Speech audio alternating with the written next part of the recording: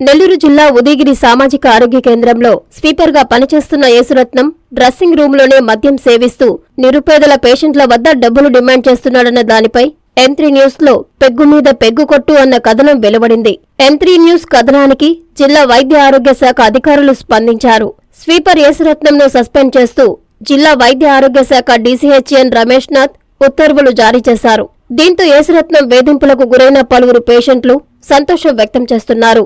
ఈ నేపథ్యంలో ఉదయగిరి సామాజిక ఆరోగ్య కేంద్రంపై జిల్లా వైద్య ఆరోగ్య శాఖ ఉన్నతాధికారులు నిఘా ఉంచారు.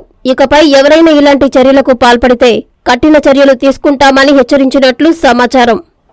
శ్రీ లలితా రుద్ర మహాయజ్ఞం అక్టోబర్ 15వ తేదీ నుండి నవంబర్ 27వ తేదీ వరకు 45 రోజులు లోక కళ్యాణం, విశ్వశాంతి, ధర్మ సంస్థాపనార్థం, సమృద్ధి వర్షం, పాడి పంటల కొరకు పీఠాధిపతులు శ్రీ రాజరాజేశ్వరానంద స్వామి ఆధ్వర్యమున జరుగుతున్నది.